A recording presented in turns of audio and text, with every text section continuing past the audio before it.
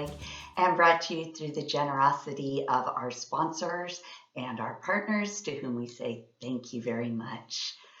Today's story is If You Come to Earth by Sophie Blackall. And this is a story full of big ideas. And Sophie Blackall traveled all over the earth to talk to different kids about their ideas of what to share in this story. And I'm excited to share that with you. Dear visitor from outer space, if you come to Earth, here's what you need to know.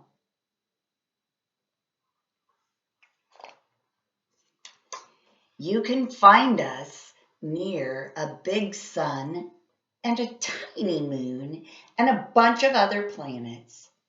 Ours is the greeny blue one. Do you see it? There in space.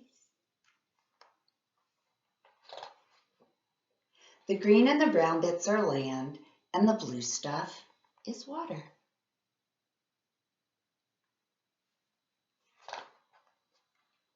People mostly live on the land in big cities and small towns and tiny villages, or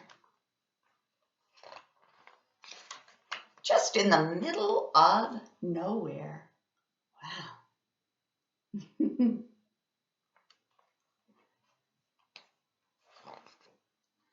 We live in all kinds of homes.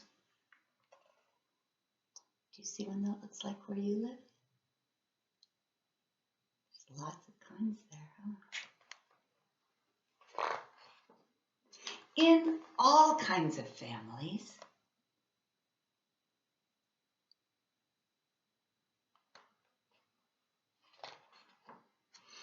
There are more than 7 billion people on Earth. We all have bodies, but every body is different.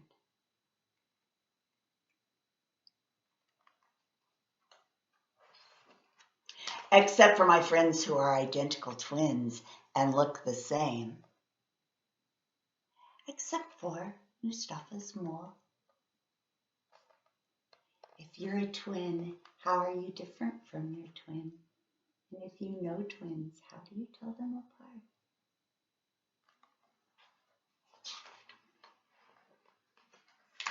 Inside our heads, we are usually thinking. You can't see our thoughts, but sometimes we show our feelings on our faces. What feelings do you see there? It's good to learn how to tell what people are feeling, isn't it? And how to tell what we're feeling and thinking. Even if we don't feel like it, we get dressed every day. We wear different clothes depending on what we do and where we live, and if it's cold.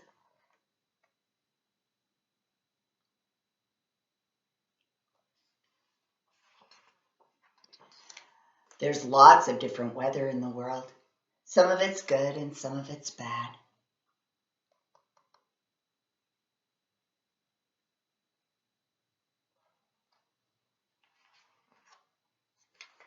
Wherever people live, we usually have to go someplace else.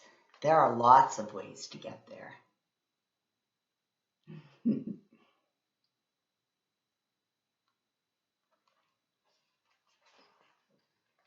I'm a kid, and kids go to school to learn stuff, so we'll know what to do when we're grown up.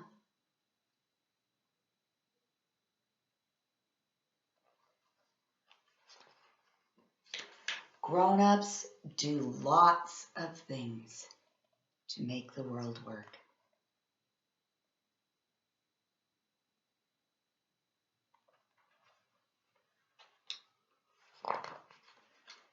But when people are not at work or at school or sick or asleep, we get to do what we want. Well, it looks like something you want to do.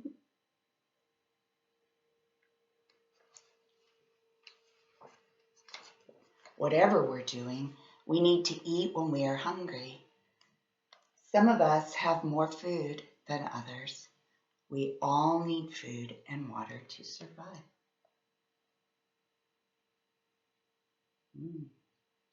What snack would you give to someone from another planet? Do you see it here? What would you like to share? What kind of food? We get water from the rain, which flows into little streams and big rivers and all the way to the sea. You can't drink the sea because it's too salty.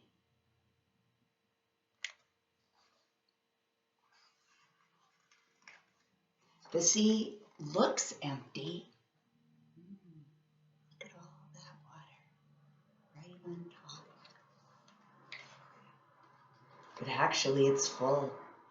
Fish can swim, but they can't walk.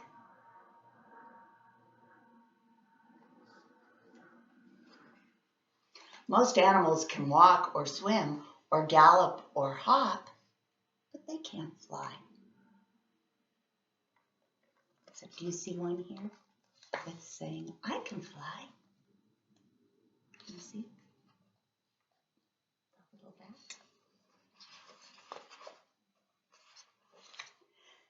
Some birds can swim and walk and fly.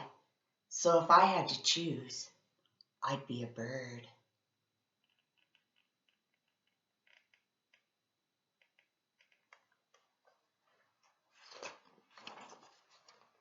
Birds can sing, so can whales and people. People make all kinds of music on our own and all together.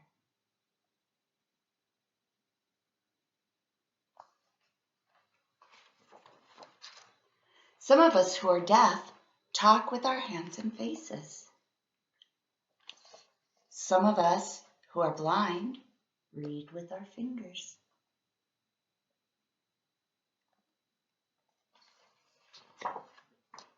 If we are blind, we can imagine colors as shapes and sounds. These are the colors you need to paint everything in the world.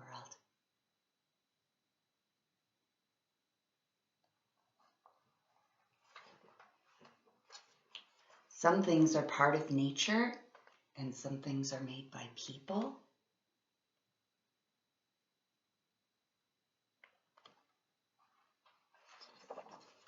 Some things are big, and some are small.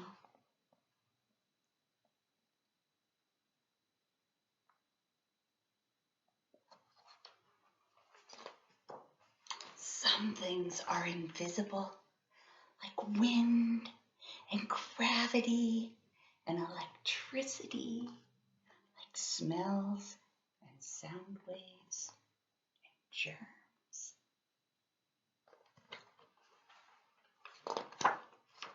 Some germs can make you sick. So can eating a woolly milk-capped toadstool or breathing in smoke or getting spat on by a slow loris. Sometimes people get hurt by accident. Uh-oh.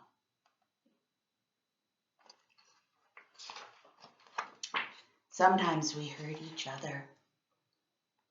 Uh-oh.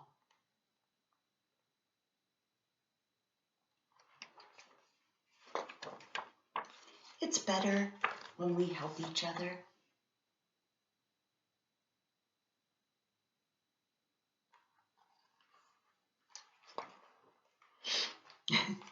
Babies are not very good at anything. Kids are good at lots of things. Do you think that's true? I think babies are good at something. Grown-ups can do just about anything until they are really, really old. But by then, the babies are grown up and can help.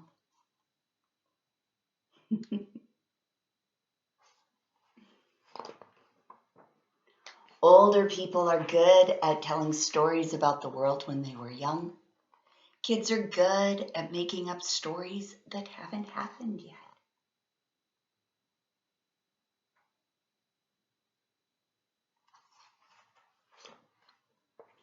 There are lots of things we don't know for sure, but right this minute, we are together on this beautiful planet.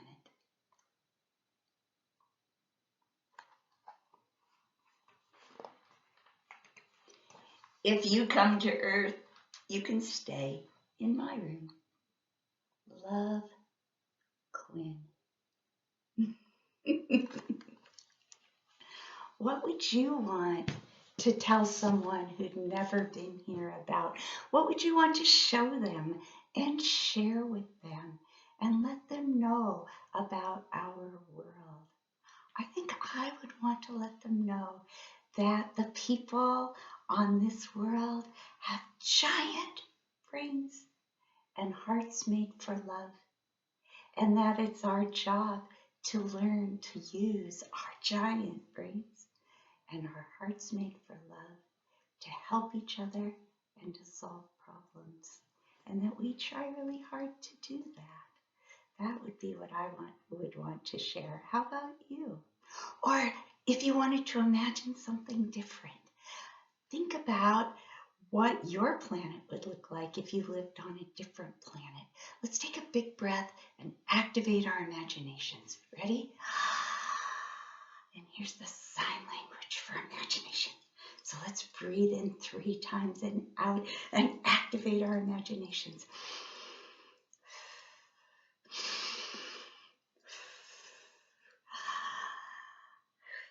What would your planet look like? Who would live there? Would there be plants growing and animals living there? Would it be dark or bright? What colors would things be? If you were going to imagine a different world where you came from, what would you want to tell about it or show about it? What pictures would you draw?